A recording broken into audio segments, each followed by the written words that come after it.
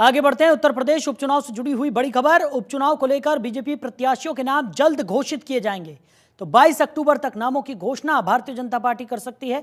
Party high command और UP BJP संगठन की जल्द मीटिंग भी होगी। प्रत्याशियों के नामों को लेकर एक दौर की मीटिंग पहले ही हो चुकी है। तो बीजेपी 8 में से 4 नए उम्मीदवारों की घोषणा कर सकती है। बीजेपी ने एक सीट आरएलडी को दे दी है। बड़ी खबर आपको बता रहे हैं।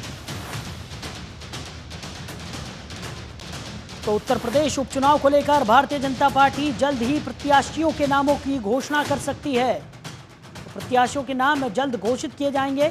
पार्टी हाईकमान और यूपी बीजेपी संगठन की महत्वपूर्ण बैठक भी होगी। तो 8 में से 4 उम्मीदवारों की घोषणा भारतीय जनता पार्टी कर सकती है। तो यूपी उपचुनाव से जुड़ी हुई बड़ी खबर आपको बता रहे हैं।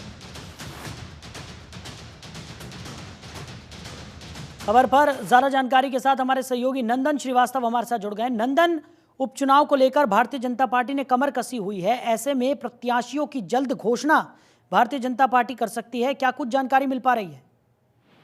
बिल्कुल साल, देखिए निश्चित तौर पर उपचुनाव की तारीखों का ऐलान होने के साथ ही साथ भारतीय जनता पार्टी के टीम में खलबली मच गई है कि भारतीय जनता पार्टी अपने प्रत्याशियों का नाम का ऐलान करे। और कयास ये लगाया जा रहा है कि 22 अक्टूबर तक भारतीय जनता पार्टी अपने 8 सीटों में से 4 सीटों के प्रत्याशियों का नाम ऐलान कर देगी। हालांकि नाम फाइनल हो चुके हैं। एक बार और बैठक होनी है और उस बैठक में दिल्ली संगठन के सभी पदाधिकारी और लखनऊ यूपी संगठन के पदाधिकारी और वरिष्ठ नेता भारतीय जनता पार्टी के सब सम्मिलित होंगे। उसके बाद से निर्णय दिया जाएगा कोर कमेटी के स्तर से कि कौन कौन सा सीट कौन कौन से प्रत्याशी को सौंपी जाए। हालांकि अगर बात देखी जाए इस उपचुनाव के, तो हिंदुत्व के एजेंडे पर ही उपचुनाव में जातियों को साधने की रणनीति बना रही भारतीय जनता पार्टी। भाजपा के लिए बूस्टर का काम जो किया है हरियाणा और जम्मू कश्मीर का किया है।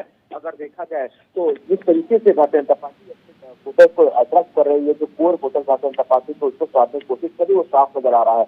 और यही वजह है कि चुनाव भी भारतीय जनता पार्टी के चलते उसी हिसाब से किया जा रहा है कि सभी जातियों को चर्चा साझी जाए और सभी वोटर्स को एकत्रित करके अपने पाले में डाल दिया।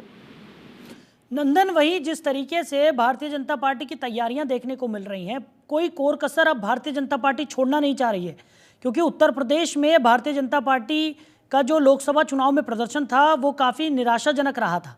ऐसे में अब भारतीय जनता पार्टी ने जिस तरीके की रणनीति के तहत काम किया है, तमाम दौर की जो मीटिंग्स है वो हमने यहाँ पर देखी और लगातार ये कोशिश यहाँ पर की जा रही है कि भारतीय जनता पार्टी का जो प्रदर्शन है उसको और ज़्यादा बेहतर यहाँ पर किया जा सके और जनता से जो जुड़ाव है उसको और ज़्यादा यहाँ पर मजबूत किया जा सके। ऐसे में जिन प्रत्याशियों के नामों की घोषणा हो सकती है उनका सरोकार भी जनता से ज़्यादा होना चाहिए। अब बिल्कुल निश्चित तौर पर देखा था हमने कि जो लोकसभा चुनाव में जो परिणाम रहा वो भारतीय जनता पार्टी के पक्ष में नहीं रहा। जो वोटर्स थे, जो प्रत्याशियों का चयन था वो भारतीय जनता पार्टी के स्तर से सही नहीं किया गया। इसके साथ ही साथ कई सारे ऐसे बिंदु भारतीय जनता पार्टी ने कमियां की थी। जो परिणाम आया लोकसभा का वो उनके हिसाब से निराशाजनक रहा। उत्तर प्रदेश से काफी उम्मीदें थी और खासकर अयोध्या सीट से उम्मीदें थी भारतीय जनता पार्टी को, लेकिन वो सीट भी भारतीय जनता पार्टी नहीं जीत पाई। अब सबसे बड़ी बात अगर देखी जाए तो कोर वोटर्स की बात जैसे आपने करी कि कौन कौन से वोटर्स को साधने की कोशिश भारतीय जनता पार्टी करेगी। तो जैसे मैंने बताया भारतीय जनता पार्टी अपने रणनीति के हिसाब से बात कर रही है और वो हिंदुत्व का मुद्दा लेकर चल रही है। दलित वोटर्स को भी अट्रैक्ट करने की जो कोशिश है भारतीय जनता पार्टी को साफ नजर आ रही है। अब देखना दिलचस्प होगा कि भारतीय जनता पार्टी किस तरह से इस हिसाब से तैयारियां करती है।